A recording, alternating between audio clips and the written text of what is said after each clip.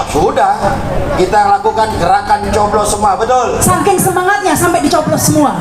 Proses pilkada DKI ini sungguh dramatis dan berakhir tragis. Kak, yang disodorkan ini yang bukan yang diinginkan begitu ya. Jadi ini suatu bentuk pengkhianatan terhadap suara rakyat. Satu-satunya bentuk perlawanan yang dilakukan ya ini tadi, munculnya Gercos, gerakan coblos semua. Dia mengajukan judicial review yang meminta kepada Mahkamah Konstitusi agar disediakan kotak kosong.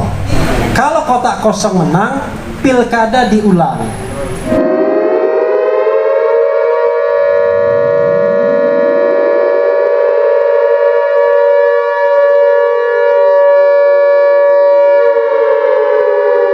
Jadi kita bikin gerakan saja begitu bahasanya. Ini bedah tuntas fenomena Gercos. Memang sengaja kita bikin satu diskusi ya, melihat fenomena-fenomena yang luar biasa ya. Kita melihat ini yang harus kita rubah. Apa yang harus kita rubah dengan adanya gerakan coblos semua ini? Tinggal bagaimana fenomena ke depannya ya. Ini bentuk daripada sebetulnya perlawanan kita terhadap arogansi partai, betul? Kita punya seorang yang mempunyai kemampuan luar biasa untuk memimpin, tapi karena ada jegal-menjegal di sana ya, akhirnya apa yang terjadi ya terjadi pada saat ini. Maka dari itu saat ini nanti kita akan kupas tuntas sebetulnya Gercos ini konstitusional atau inkonstitusional. Nah, ini kita akan coba kita tanya jawab nanti. Mungkin nanti Mbak Rahma akan terus mengejar daripada narasumber. Tapi sekali lagi ini hanya sebagai ajang pencerahan kita. Ya, kedepannya ini ada 3 kandidat pilkada yang semuanya mungkin nanti sudah terekam. Ya, track recordnya segala macam. Nah, itu bisa juga menjadi satu catatan buat kita. Tapi tergantung lagi kepada kita. Artinya kalau kita mau milih 1 silakan, mau milih nomor 2 silakan, mau milih nomor 3 silakan, tidak memilih pun silakan, karena ini hak kita, hak politik kita, hak konstitusi kita. Jadi kedepannya ini bagaimana tinggal kita melihat perkembangannya saja ya. Maka kita mengadakan bedah tuntas fenomena Gercos ini, mudah-mudahan menjadi satu pencerahan buat kita. Andaikan memang nanti kita lihat tidak ada kemaslahatannya semua, ya sudah, kita lakukan gerakan coblos semua, betul? Setuju? Takbir. Kalau dari takbir semangat banget luar biasa ya. Jadi ini hanya sebagai pengantar saja ya, nanti kita diskusi. Saya harap nanti ada pertanyaan-pertanyaan yang tajam ya, biar bisa kita pulang dari sini bawa bekal. Kita pulang dari sini bawa oleh-oleh apa yang nanti akan disampaikan oleh para narasumber kita. Ingin bagaimana wilayah kita, daerah kita mendapat seorang pemimpin yang baik, betul? Seorang pemimpin yang benar-benar mumpuni. Ya nanti tinggal kita lihat saja. Saking semangatnya sampai dicoblos semua. Pok, nyoblos siapa rencananya, Pok? Udah nggak rahasia lagi ya.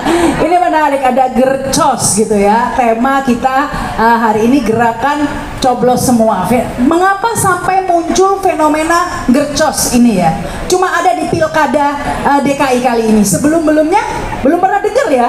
Ini baru pertama, ini sejarah ya. Ini mengapa? Karena proses pilkada DKI ini sungguh dramatis dan berakhir tragis. Bayangkan ya, kita ini kan katanya demokrasi langsung, artinya rakyat bisa memilih langsung ya pemimpin yang diinginkannya, nyoblos langsung. Tapi apa daya ya, calonnya itu tidak bisa langsung mencalonkan, harus melalui partai politik begitu ya. Jadinya ya akhirnya terjadilah hegemoni partai politik kartel tadi ya.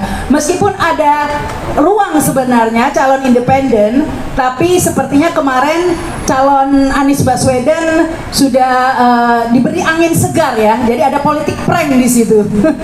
Di detik-detik terakhir dia cabut dukungannya sehingga tidak ada waktu untuk calon independen begitu ya. Nah, inilah fenomena Gercos ini yang akan kita bahas sebagai rasanya kalau sudah akhirnya berakhir seperti ini, bayangkan ya, calon-calon yang akan kita pilih nanti di Pilkada DKI ini. DKI itu provinsi besar, terbesar ya, ibu kota mantannya, ibu kota. Tetapi anehnya, calon pemimpin yang mau dicoblos itu justru orang yang paling banyak tinggi surveinya malah nggak ada di surat suara. Aneh nggak? Justru orang yang namanya nggak pernah muncul sekalipun di surat suara. Contohnya Pramono Anung, ada nanti di surat suara. Nah ini mewakili suara siapa sebenarnya? Ini siapa yang disuruh nyoblos nanti? Kok pilihannya itu yang bukan diinginkan rakyat? Katanya rakyat yang disuruh coblos. Kak, yang disodorkan ini yang bukan yang diinginkan begitu ya. Jadi ini suatu bentuk pengkhianatan terhadap suara rakyat sebenarnya. Dengan menyodorkan nama-nama yang sudah jelas tidak pernah muncul sebelumnya dalam survei maupun dalam kita tahu fenomena atau animo masyarakat ya. Anies Baswedan salah satu contohnya adalah mantan gubernur DKI begitu ya. Sudah sebenarnya tidak heran jika diberi kesempatan, tetapi partai politik dengan berbagai transaksionalnya dan dramanya tadi itu akhirnya menjegal begitu, sehingga salah satu atau satu-satunya bentuk perlawanan yang dilakukan ya ini tadi, munculnya Gercos, gerakan coblos semua begitu ya. Bagaimana dan apa tadi sudah disampaikan oleh Ustadz Eka ya, keynote speakernya tadi ya. Kita akan membahasnya langsung saja. Ini saya kenalkan lagi satu persatu ya. Narasumbernya ada Bang Ihsanuddin Nursi. Ini ekonom kita, mungkin ekonom yang tersisa ya. Karena Faisal Basri dan Rizal Ramli sudah almarhum, kita doakan Ihsanuddin Nursi sehat terus ya. Amin, diaminin banyak orang begitu ya. Kemudian ada Mpok Profesor Siti Zuhro, kok nggak enak Mpok tapi Profesor Siti Zuhro. No, Mpok Wiwi sebagai peneliti BRIN begitu ya. Kemudian ada Refli Harun sebagai Bang Cadas ya. Tepuk tangan untuk narasumber ya. Ini mungkin kita tinjau dari segi hukum tata negaranya dulu kali ya Bang Refli ya. Ya, kita lihat sebenarnya Gercos ini seperti apa implikasinya. Mengapa tidak golput? Ada juga yang mengatakan golput begitu. Dan kalau sudah Gercos, apakah nanti bisa mewakili suara rakyat? Karena tetap aja yang kepilih kan nanti juga yang itu begitu kan. Ini silahkan ini Bang Refli pandangannya. Pagi-pagi makan ketupat. Lebih enak ditambah roti. Ini Bim bin Yamin punya tempat. Aneh ngomong kudu hati-hati.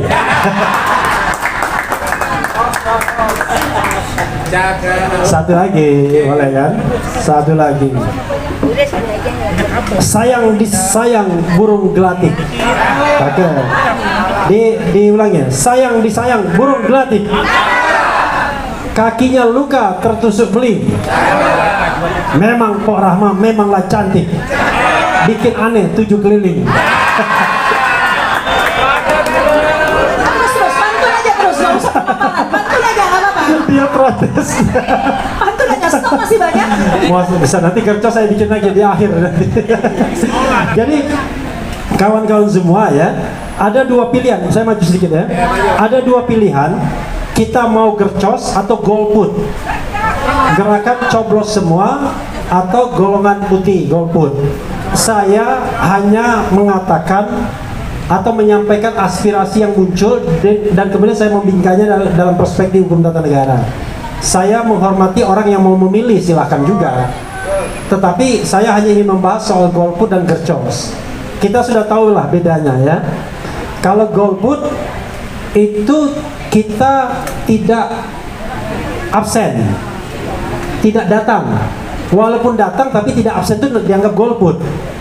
Karena nanti tingkat partisipasinya bisa rendah.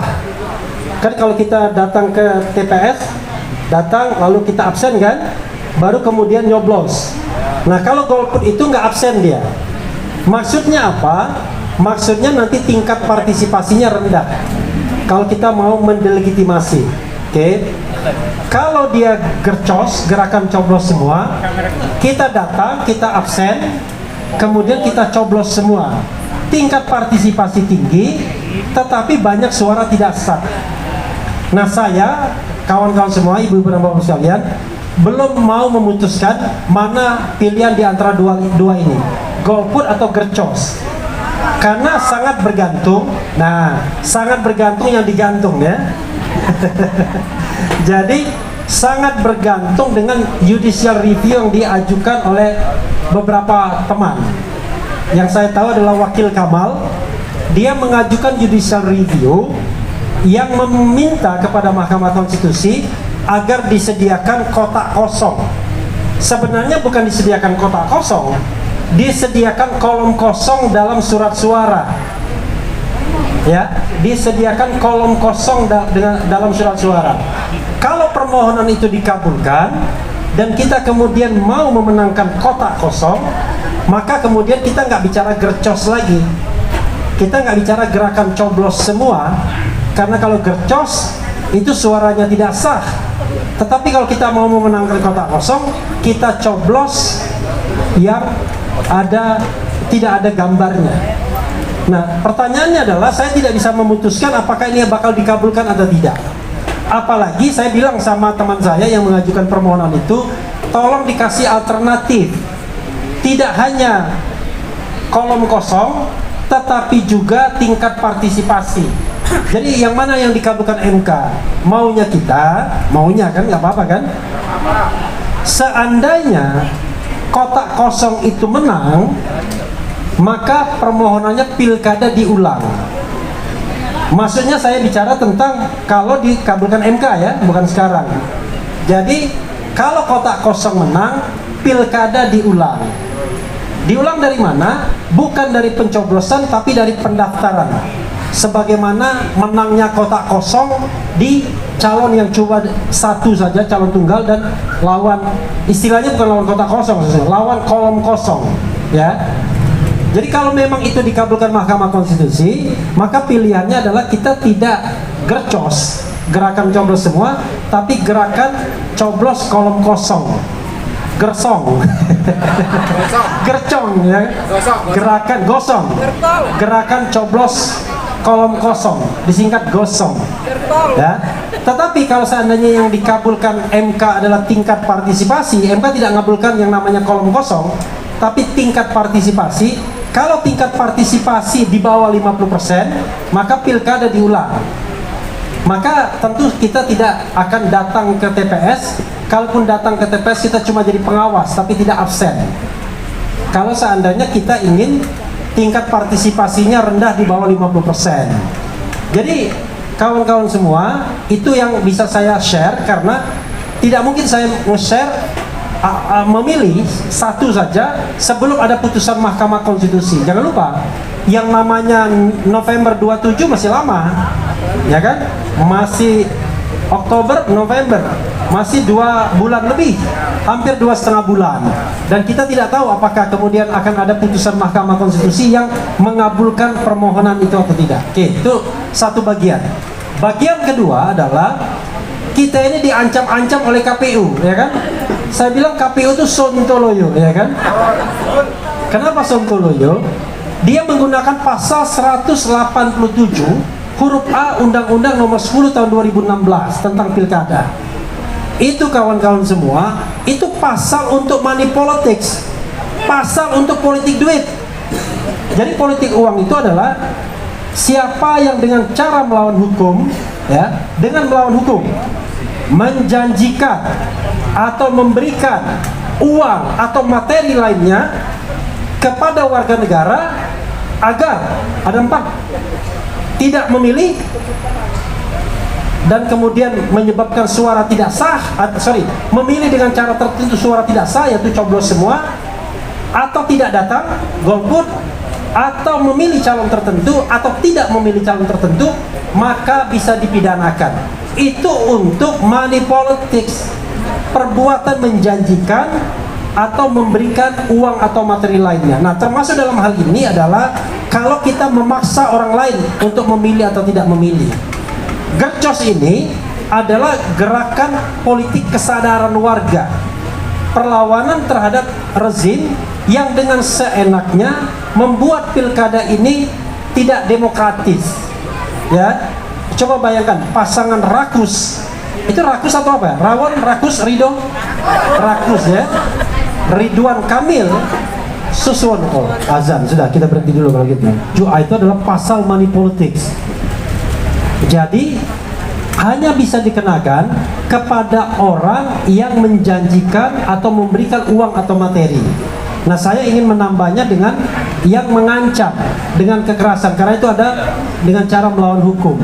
Tetapi kalau kita kampanye dengan kesadaran untuk misalnya golput atau tidak memilih atau memilih semuanya, itu adalah bagian dari political right, hak politik warga negara.